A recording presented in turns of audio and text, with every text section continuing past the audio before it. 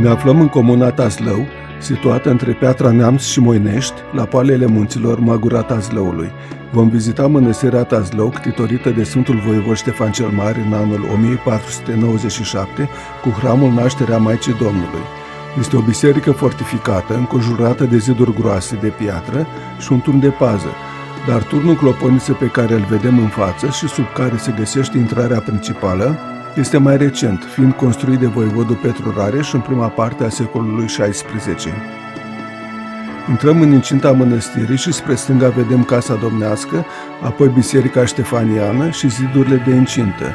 Biserica este compusă din altar, naos, pronaos și pridvor, absidele laterale fiind mult mai scurte comparativ cu absida altarului. Remarcăm sub cornișă ornamentația cu discuri ceramice policrome și apoi turla deasupra naosului. Dacă vi se pare că străvechea mănăstire strălucește ca nouă, aveți dreptate, deoarece tocmai a trecut în perioada 2017-2024 printr-o reabilitare completă realizată prin fonduri europene nerambursabile. A fost refăcută inclusiv casa domnească, în stânga, care rămăsese în ruină de la incendiul din 1879. Ornamentația cu discuri ceramice policrome, întâlnită de altfel și la alte biserici ștefaniene, se întinde numai până la pridvor, deoarece acesta a fost adăugat de Alexandru Lăpușneanu pe la mijlocul secolului XVI. Intrăm în biserică prin ușa sudică a pridvorului. Pe zid, în partea dreaptă a ușii spre naos, se găsește pisania originală. Elemente decorative geometrice și tip cărămidă aparentă reprezintă pictura originală. În pridvor se găsește și mormântul Sfântului Cuvios Chiriac de la Tazlău, canonizat în anul 2008 și având hramul pe 9 septembrie.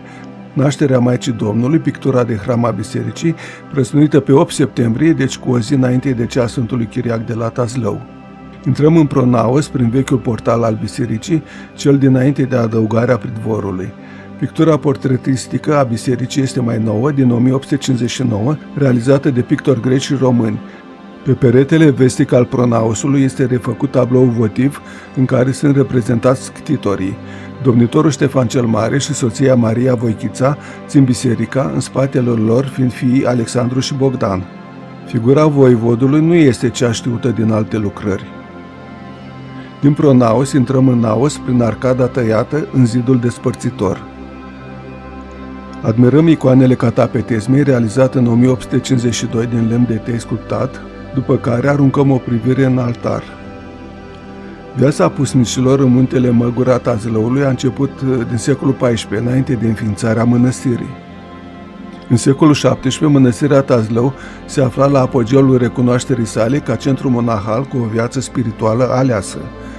Tot atunci, după o viață monahală începută la mănăstire, s-au retras în pusnicie renumiți sihaștri care au înfruntat foamea, frigul și ispitele, dobândind diverse haruri, de exemplu cel ale înainte vederii, vindecării, alungarea demonilor, etc. Dintre renumiții sihaștri din zona mănăstirii am amintit deja pe Sfântul Cuvios Chiriac de la Tazlău, la care se adaugă ucenicii acestuia, Cuviosul Onufrie Sihastru și grupul cuvioșilor Silvestru, Iov și Agaton. Părăsim biserica pentru a vedea și restul mănăstirii. În spate zărim turnul de pază ridicat de Ștefan odată cu biserica, iar în apropiere bustul ctitorului. În mâini, Marele Voievod ține macheta mănăstirii. În spate revedem casa domnească, turnul clopotniță, apoi biserica și statuia voievodului. În colțul nord-vestic se găsește turnul de pază ridicat de Ștefan cel Mare. Din colțul nord-estic al incintei revedem turnul de pază și fațada nordică a bisericii. Elementele decorative sunt aceleași ca pe fațada sudică.